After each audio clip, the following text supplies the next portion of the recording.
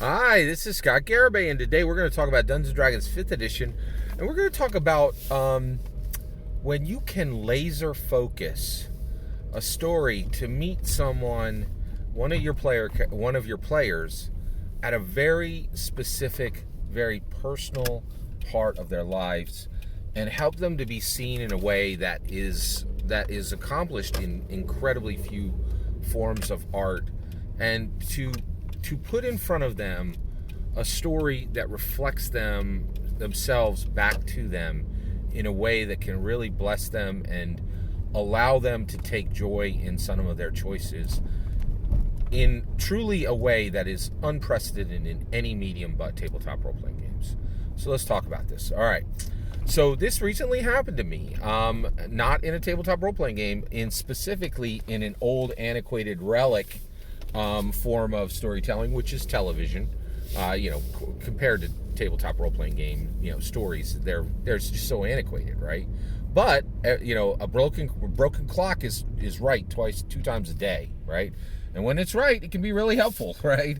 And so I've been watching Community, and Community really gave me this very transformative story that I received, and I really felt a lot better about myself after seeing this, and it just gave me a wonderful week. Like, it just made my week, right? So I've been watching through Community, and if you're not aware, we are at the start of a new era in Dungeons and Dragons. So specifically, Strixhaven has really changed Dungeons and Dragons forever, right?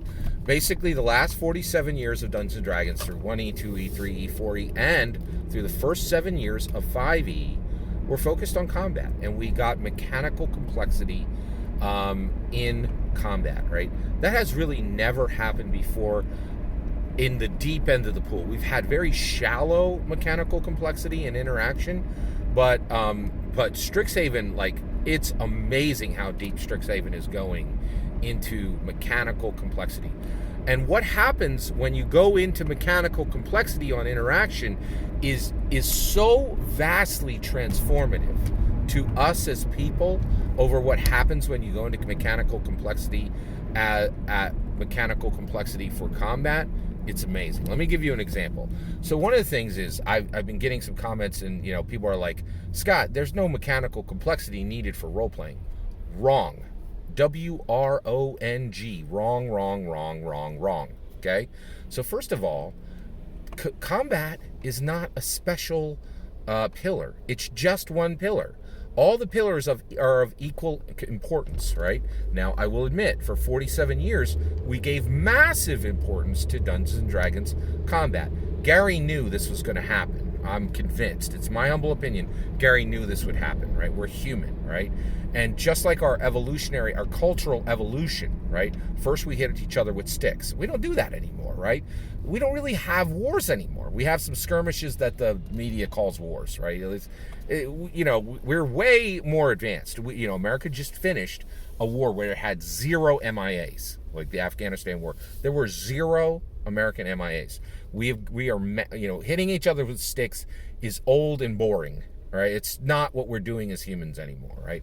We're moving into this interaction perspective, right?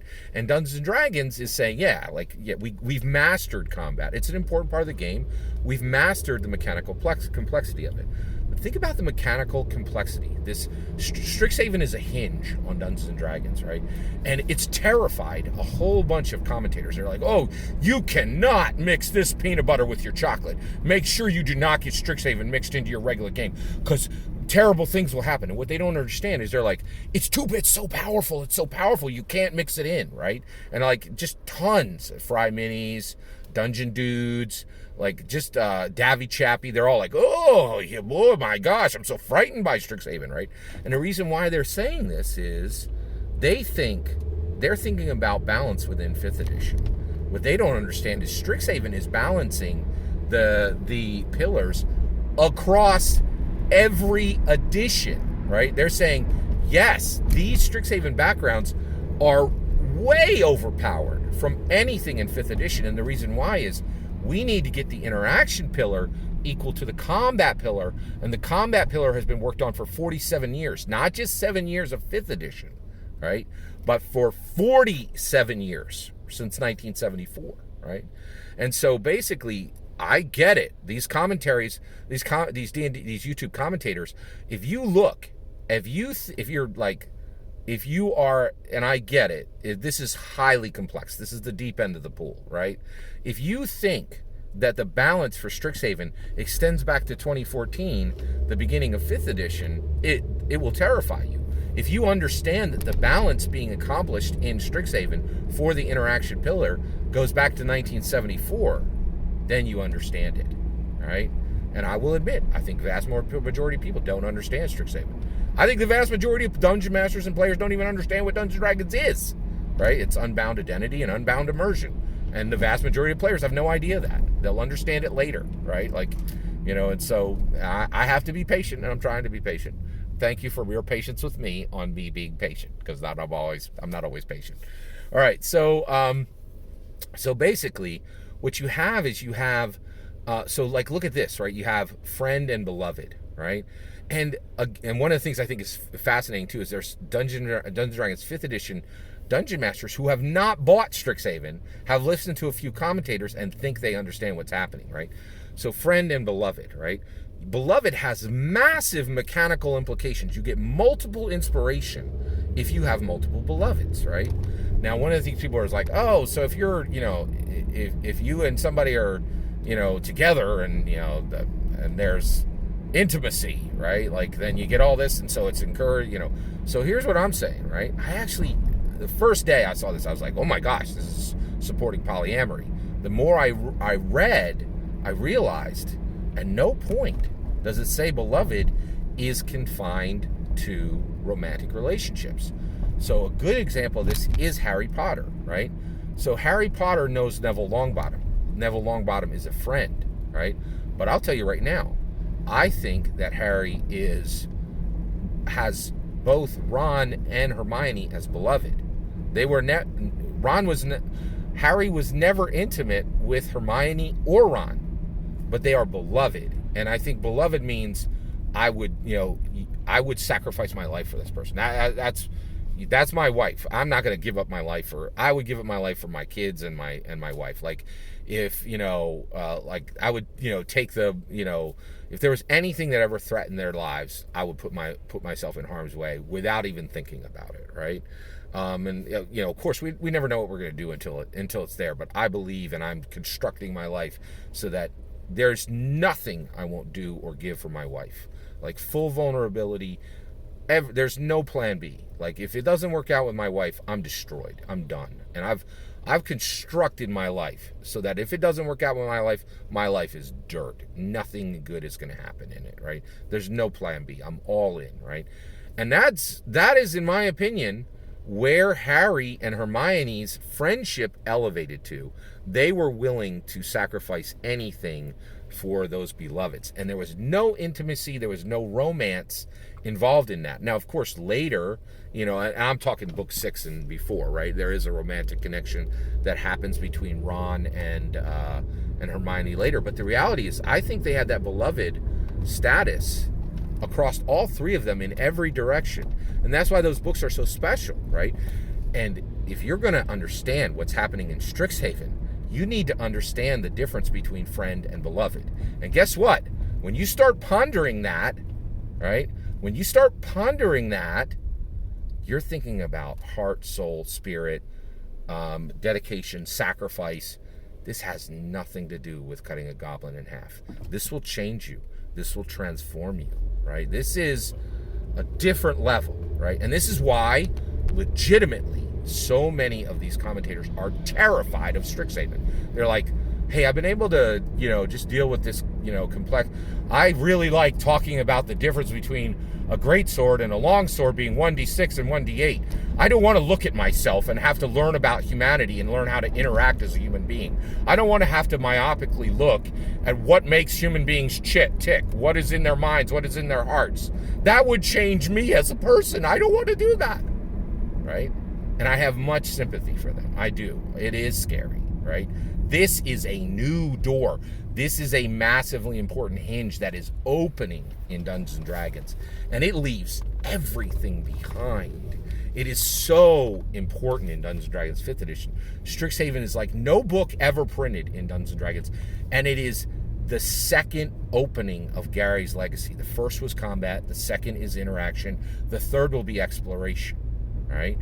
And the ramifications of it are massive, absolutely massive, right? So here's the thing.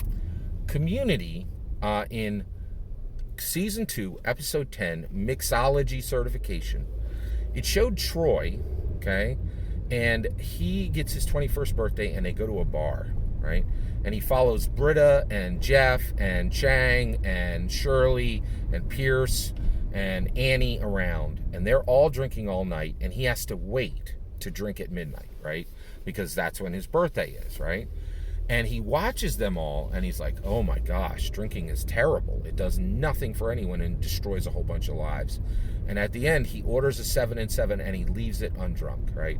Now, I'm a teetotaler, right? And I've had an incredibly blessed life. I don't want to give you an idea that I suffered for being a teetotaler. I really haven't suffered much for being a teetotaler.